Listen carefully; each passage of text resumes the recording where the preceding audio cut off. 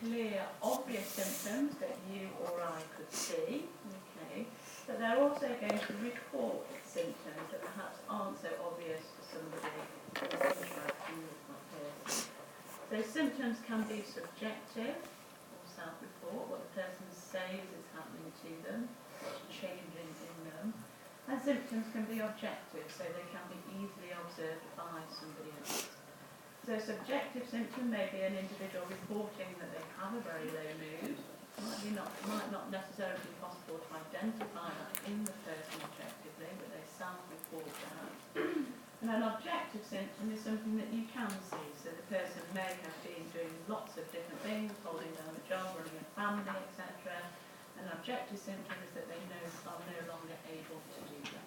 You can observe that symptom. Together, those subjective symptoms and those objective symptoms cause a functional disturbance. And what medics mean by that is there's a significant impact on the person's functioning. What they usually do, they're not able to do any longer. And that can be studying, it can be working, it can be running a family, it can be whatever, but it causes that functional disturbance. And that then results in that mental disorder. Okay, so another distinction there between your subjective symptoms and your objective symptoms.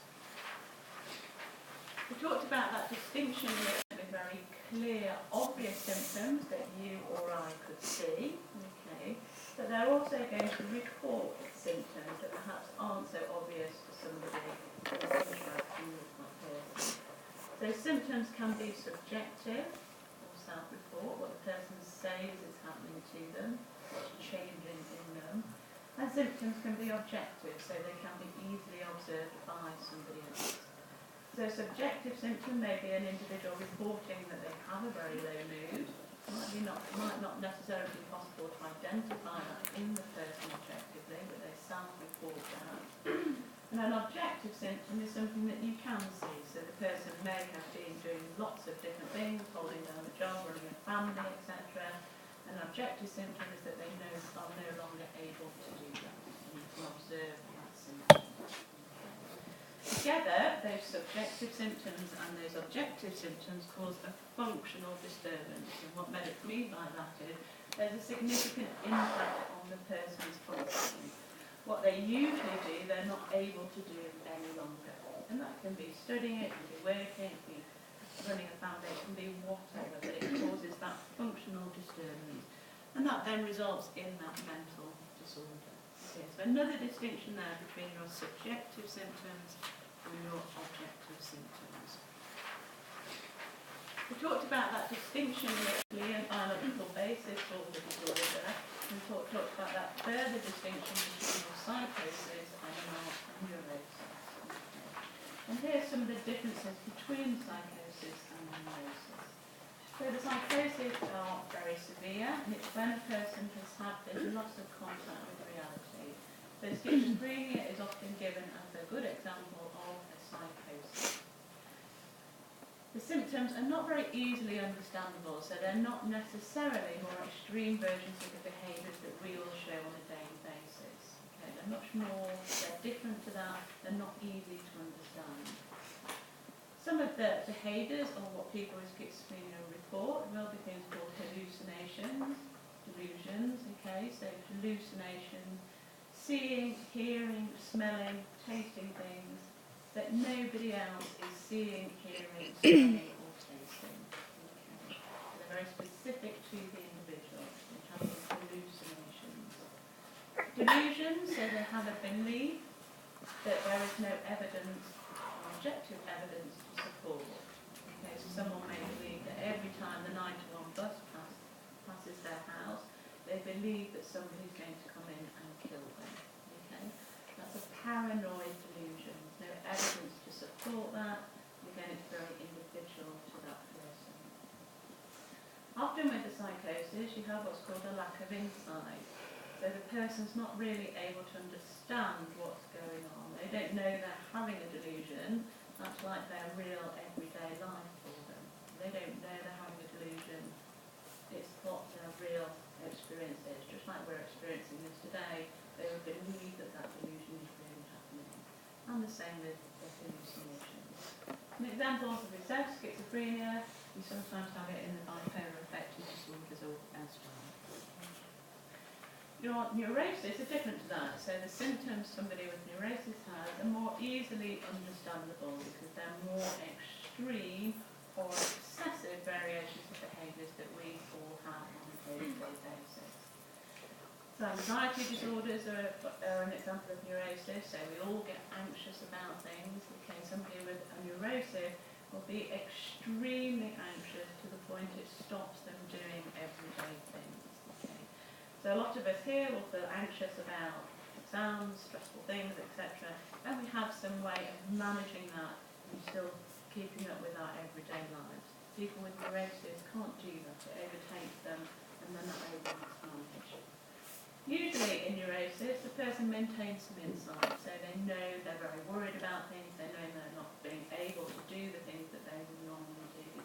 But usually there is some insight maintained. We talked about anxiety as an example of a neurosis. Obsessive compulsive disorder would be too.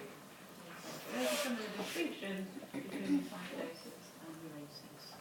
Any questions? I mean that there's more of a prevalence of these mental disorders than others in the general population. So depression is one of those, anxiety disorders, schizophrenia, your bipolar, so people who have things that get called manic depression, stages of being very manic, stages of being very low. Substance misuse and dementia would still come under that common mental disorder. Okay. And that has an organic basis compared to the functional disorders. So we're going to move now to thinking about depression, okay, as being one of these common mental disorders. And by common they mean that about 2% of men in the general population, 4 to 10% of women, have depression at some point in their lives. Okay. And you can see that prevalence, that incidence is higher in females than it is in males. And these are just some facts and figures about depression. Average age of onset, so when depression usually starts within the late 30s, but obviously it can start younger than that, it can start older. But an average age of onset is usually in the late 30s. And another fact and figure, and there's lots of facts and figures about common mental disorders, is that there's a higher incidence in people that are unmarried compared to people married. And there'll be all sorts of thoughts about why that is. We're thinking about these signs, these features, and these symptoms, and we're thinking about grouping these under 3 headings. So we talk about somatic, biological symptoms, so that's where there's an actual change to the body and how the body is physically functioning. We think about mood symptoms, and we also think about cognitive symptoms, so how the brain changes in terms of its cognitive functioning. So this is just, it might seem quite basic, but this will appear in lots of medical textbooks about how somebody with depression may appear. So the somatic, those biological symptoms are characterised by poor sleep. So people with real depression will have lots of changes in their sleeping behaviours. So a very common one is the diurnal awakening, which is waking up very early in the morning at 3 or 4 o'clock and not going back to sleep. Okay, that's a very common pattern. Poor appetite, okay, so a loss of appetite. People with depression often lose a lot of weight. A loss of libido or sex drive, so again, another bodily change. And something called psychomotor retardation, which is where the person slows down in their physical functioning. So they appear slower, their speech may be slower, how they move may be slower. Okay. And if you can see the diagram on the right, it talks about a person having downturned eyes, poor eye contact, being very expressionless, having a knitted brow, weight loss, unkempt appearance, dirty clothes, poor personal hygiene, and slow speech. Okay, somebody may present with that. Your mood symptoms, because let's think about this distinction again. So your biological symptoms, to some extent, will be reported by the person as a symptom. So some of those may be more objective and you'll be able to see those. So weight loss, for example. If the person is monitored and they're losing weight, that would be a very objective symptom of the changes to the sleep patterns would be too. Your mood symptoms are going to be more subjective, so this is the individual talking about how they feel, what their mood is like and how People may report feeling very sad, having a loss of interest in activities they were previously interested in, and a general lack of energy and or motivation. So they may report those symptoms. Cognitive symptoms, again, these are real changes of depression to the person's cognitive functioning. So somebody with depression will find it much harder than they used to concentrate. Okay. So they may have been able to read a book before and would have enjoyed that, and that's no longer the case. They can't concentrate on that. Will have these feelings of excessive guilt. So they feel very guilty about not being well, not doing what they feel they should be doing or used to be doing. Feelings of worthlessness, hopelessness, and for some people some suicidal ideation or thoughts of suicide. So there is no point in me being here, I am not a worthy human being, there's nothing for me to look forward to, what is the point, nobody benefits from my existence. Okay, so some suicidal ideation too. And in some very severe cases of depression, you do get some of these psychotic features. So you may have some hallucinations there, and you may have some delusions coming into, particularly paranoid type delusions. We have to think about how depression is different from normal sadness. Okay, so everybody across the population will have times when they feel low or sad, or have a particular life experience that causes them to feel very low and sad as well. And there is a normal sadness. What's different with depression is about the severity of those symptoms, and basically about those changes to the body, how the body reacts to that. So those changes in sleep, the loss of appetite, etc. Duration of the disorders, that has to last at least 2 weeks. People with depression will say it lasts much, much longer than that.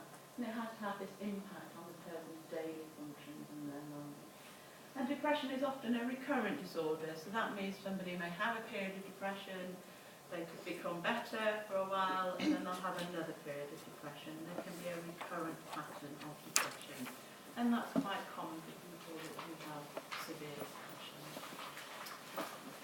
Any questions?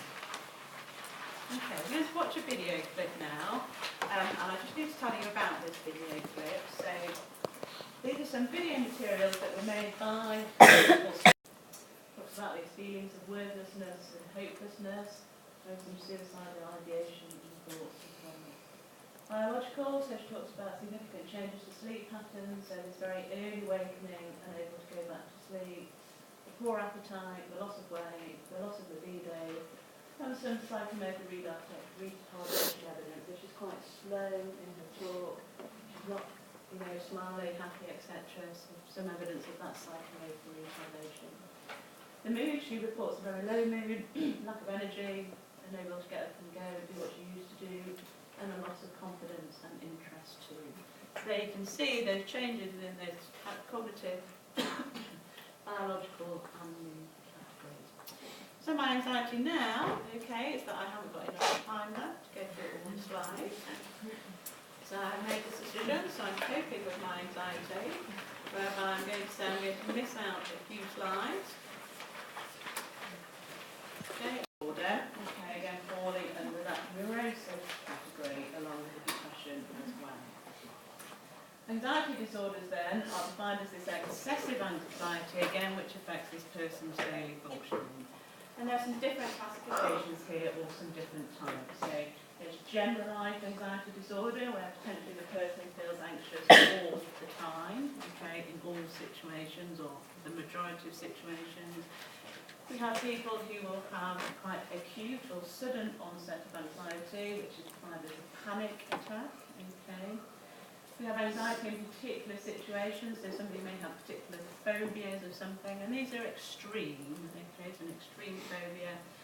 And there's also obsessive compulsive disorder, so again, an anxiety disorder where people's lives tend to be governed by quite repetitive thoughts and behaviour. So somebody will have to engage in a repetitive action, for example, before they can leave the house.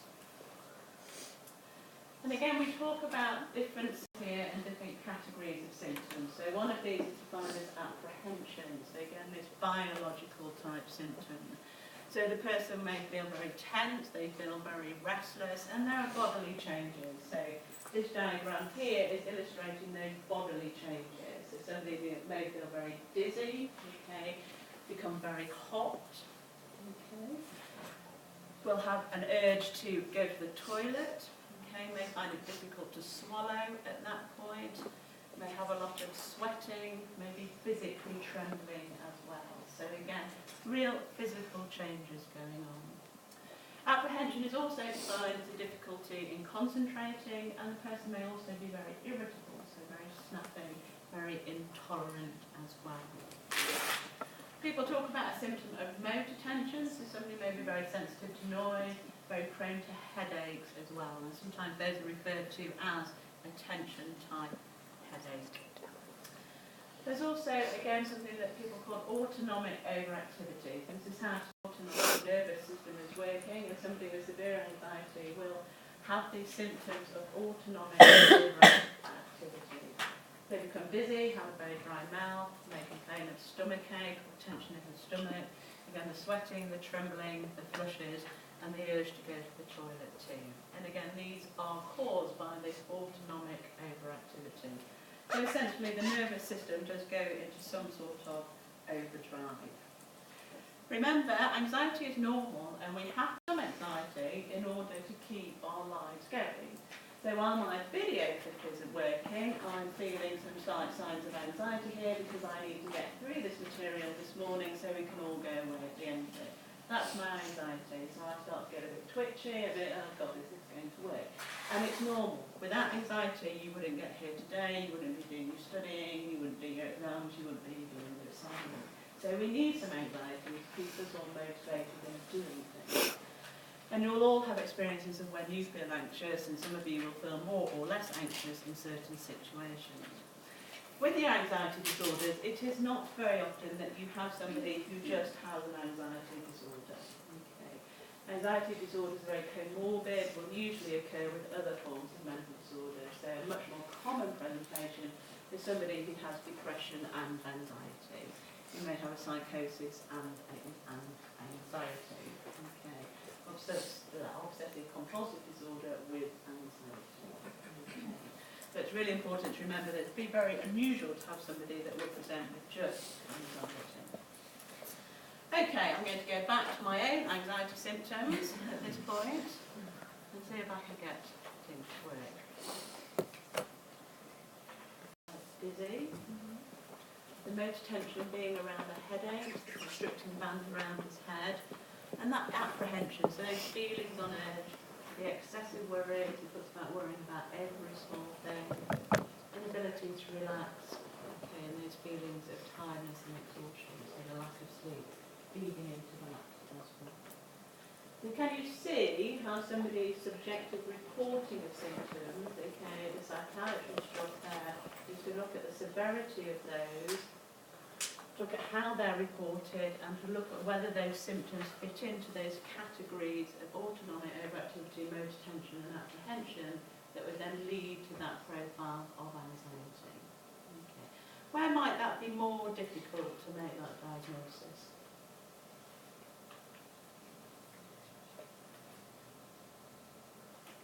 It might sort of be used just like some sort of brain injury and can't think it. Absolutely. There's somebody that's had a stroke, somebody that's got a brain injury, somebody with a learning disability that doesn't really understand what's happening to them and isn't able to report that in a clear, objective way. Okay, that's where it becomes much more difficult. I know we're talking about adults here, but it's also difficult in children. Yeah, very difficult in children. How anybody experienced anxious children? How do they present? They don't talk about this. How do they present young anxious children? Very easily distressed, sort of tantrums. Yep, okay, if you think about children who are stressed, don't go, oh my God, I'm stressed. They behave in quite inappropriate ways, in ways that gain them a lot of attention. They may actually be quite passive, withdraw. Okay, so they don't sit down and talk about these symptoms. So what we're thinking about is what's going on for the person and how that may manifest in their behaviour. Any questions about that? Okay, I'm going to try the depression one more time. Causes of mental disorder. We think about social causes, they're equally if not more important, and we think about psychological as well. And identification and also provision treatment, etc. for people with mental disorders will need to take account of all three factors. Particularly important, and this is a kind of basic framework for understanding mental disorders and how to work with people with mental health problems, is that people talk about predisposing, precipitating and perpetuating factors, and that they fall within biological, psychological and social factors too. So what does this mean? So if we think about depression, we will talk about there being a predisposing factor, something that puts somebody at risk of having depression. And that might be a family history, for example, genetic basis there. So it might be that there's social problems, say lack of money, for example, lack of support for the person, and that just keeps the depression going. There isn't enough support for that person to try and work with themselves and the services to help them move forward. Now, those predisposing, precipitating and perpetuating factors can be any or all of biological, psychological and social. Okay. So that's a framework that we'll think about for the rest of the module. And here is an example of how that might work. So in the etiology of depression, a predisposing biological factor may be the genetics, maybe the family history of depression, if there is one in that person's family. Psychological factors, there may be psychological factors that are predisposing, precipitating and perpetuating. So predisposing, people may talk about certain personality traits. So somebody may be defined or described as a perfectionist, and that may be a predisposing factor.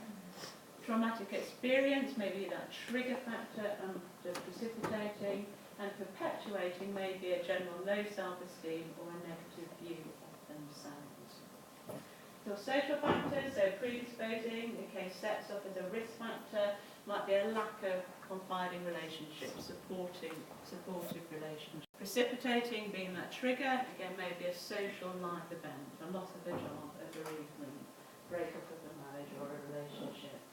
And perpetuating that maintains it may be these ongoing social problems. And any one person may have something in all of those boxes, may have something in only a few of those boxes. But the concept is that by identifying with them, the support can be tailored to enable that person to benefit. So a biological type treatment may be some antidepressants, okay, and it's well known that they don't work on their own unless the person's social circumstances are addressed as well, and that the person may need to benefit from some counselling, for example, under their psychological intervention. So the idea in the provision in the UK is that biological, psychological and social are all addressed through any intervention and any provision. That's all we need to know at this point, because we will come back to that, but we need to start thinking about the biological, the social and psychological, and those predisposing, precipitating and perpetuating factors. And you can see that I'm speeding up, my anxiety is decreasing, I'm just about on time, okay? So we'll finish with some conclusions. So hopefully, through use of those video clips and what we've talked about, we can think about and identify clinical signs, symptoms of depression and anxiety. Not just about somebody saying they're a bit depressed or a bit low.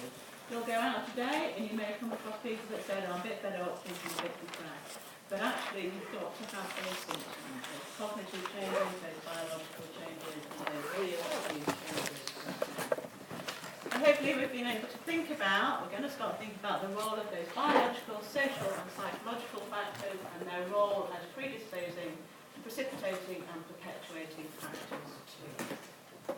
Reading, there's two nice chapters from this book we talked about last week, and the chapter 8 on depression.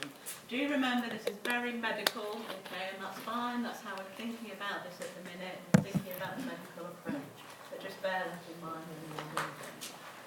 If you're more interested in that social, psychological aspect, do have a look at these web links, okay, help us to understand that more holistic, that more life perspective of what it's like to have depression and other mental health disorders too.